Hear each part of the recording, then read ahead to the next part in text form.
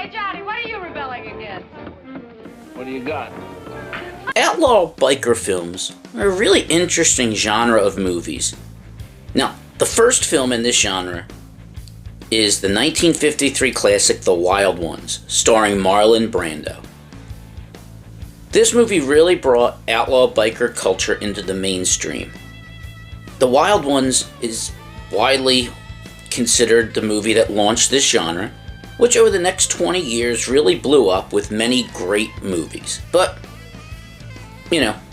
as with anything else, they're not all great, some of them are pretty bad. But by the 1980s, this genre had kind of run its course, and the films that were being made were pretty low budget and campy. The genre had a bit of a revival with 2008's TV show Sons of Anarchy, but in terms of theatrical releases, there hasn't been a successful outlaw biker movie in a really long time period. Now, this past weekend brought us the release of the movie The Bikeriders, written and directed by Jeff Nichols and starring Tom Hardy, Austin Butler, and Jodie Comer. It really is the first attempt in a long time to give us a true outlaw biker gang film. So, what do we have here? Was this movie a solid throwback to some of the classic outlaw biker films from years ago? Or is it just something forgettable that no one will remember in a few months? Well, before we answer that, let's talk a little bit about the plot to the movie The Bikeriders. Let's talk. So our story begins with a chance encounter at a local bar. We find strong-willed Kathy, played by Jodie Comer, meeting and being inexplicably drawn to Benny, Austin Butler's character. He's the newest member of the Midwestern motorcycle club, the Vandals, which is led by the enigmatic Johnny, Tom Hardy's character. The club begins to evolve. It initially was a gathering place for local outsiders looking for somewhere to fit into society. However, it turns into a dangerous underworld of violence, forcing Benny to choose between Kathy and his loyalty to the club. The story itself is based off the book, The Bikeriders, a photo book by journalist Danny Lyons, who photographed and interviewed various biker gangs in the 60s. The movie is actually told as an interview with Kathy, covering her first interaction with the club up until the very end. So let's start with what works here. Jeff Nichols does a great job with the shooting and directing of this movie. He really captures the gritty nature of the topic, and I got a strong Goodfellas vibe from the cinematography and the scenes. The story itself is solid. I never felt like I was bored or that there was any wasted time in this movie. The runtime is a little under 2 hours and it fits perfectly. However, the biggest praise has to be given to our cast, particularly the three leads. Look, Tom Hardy is as solid as they come. I mean, when is he ever bad? He really brings Johnny to life, showing him as a man looking for something to belong to.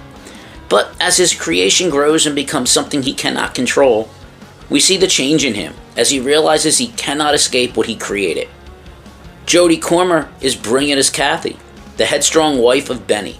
She does an absolutely beautiful job of capturing Kathy's Midwestern energy. You want to cling to every word she says. But for me, it's Austin Butler that shines the most. He's really growing to prominence as an actor. I love him in everything I see. Here he gives a gripping performance as Benny, the most violent and unpredictable gang member. He does an amazing work in his acting, channeling the rebel without a cause aspect of his character, even bringing him from a one-dimensional loner to a character with simple yet very complex emotions. Look, if I had to criticize anything, I'd say that while it's never boring, it does start strong and end strong, but the middle, it's kind of a bit weak.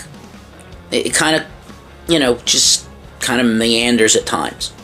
Also, other than the three leads, you have this large ensemble cast that really gets lost. And it's a shame because it features talented actors like Norman Reedus and Michael Shannon. But none of that takes away from a very enjoyable theatrical experience. So the cool factor is off the charts with this one. Director Jeff Nichols and his trio of sizzling actors, Butler, Comer, and Hardy, turn a 1968 photo book about a motorcycle club into a movie that vrooms to life on the big screen. Like the biker pictures from the period it depicts, it seems to be made up of images of real people, objects, and places. Lovingly captured, but still rock solid. It definitely has the look and feel of a Goodfellas for gearheads, even down to its closing image. This gritty and well-acted film is a worthy addition to the old-school biker films of the 50s and 60s, and I highly recommend it to anyone who enjoys gritty, well-acted films in general, or the biker genre in particular. Well, that's it for me this week. Tune in next week where I give you my thoughts and feelings on whatever I've seen. In the meantime, click that like button, subscribe, leave a comment or a question. Share this video with friends and enemies alike. And as always, thank you for giving me your valuable time, and I'll see you next week. Take care.